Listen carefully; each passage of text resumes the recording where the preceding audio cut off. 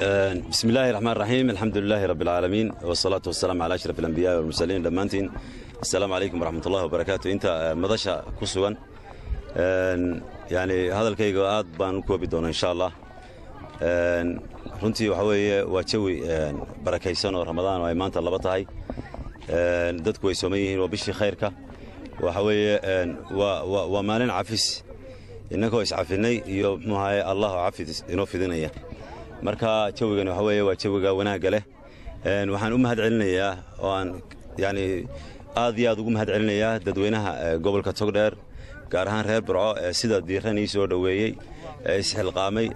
gartay inay muxuu soo dhaweeyaan runtii yani aad iyo aad baan muxuu ugu faraxsanahay waxa weeye waana muxuu mahadsantihiin barakallahu fiikum hore muxuu shir jarayd baan u qabtay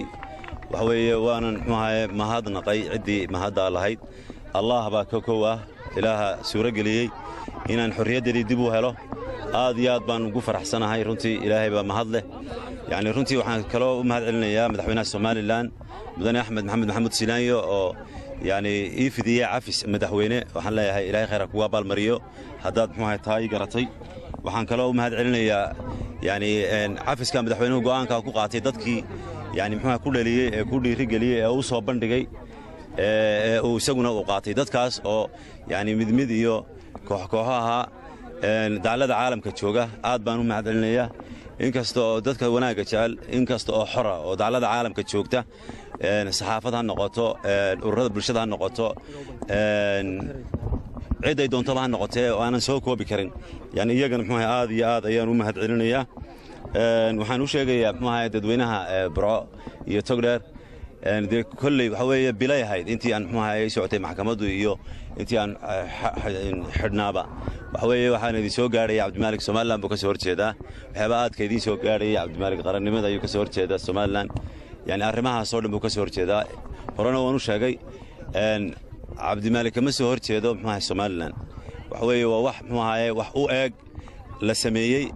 أو تذكر ما هي لوم وتشي عمل رحجلية si leego hor istaajiyo arrimo badan oo aan cadawga Soomaaliland gacanta ku fiiqay farta ku fiiqay si arrinka loo khalkhal galiyo ayaa waxa weeye la isku dayay in ikhtiyaar shakhsiyadeeda la dilo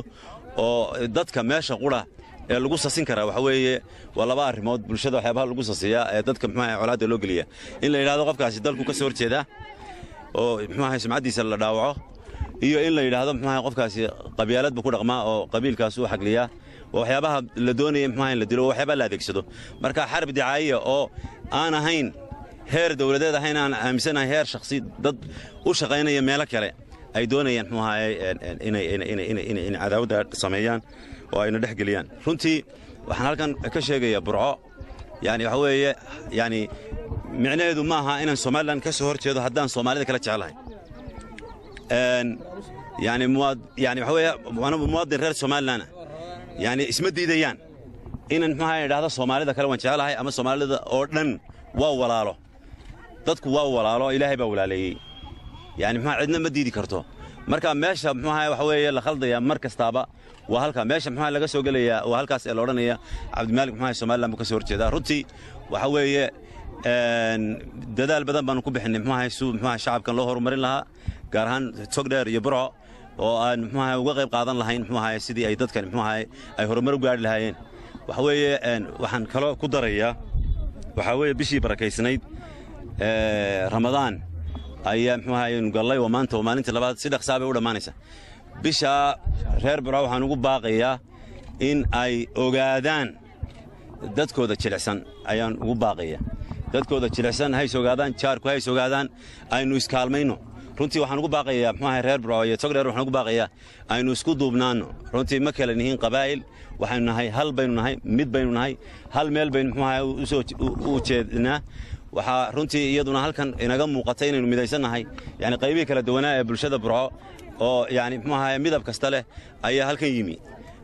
taasina waxay muujinaysaa runtii inaynu maxaa aynu isku duubanahay oo aynu isjecelahay mar labaad iyo mar saddexaad aad iyo aad baan idinku mahad celinayaa asxaabteeda saxaafadana si gaar ah ugu mahad celinayaa garab istaagtay waxa jiri doona insha Allah maxaa shirad jiraayad oo dambe oo aan qaban doono oo aan idinku yeeri doono oo aan arrimo badan maxaa aan kaga hadli doono waxaan ku soo gabagabeynayaa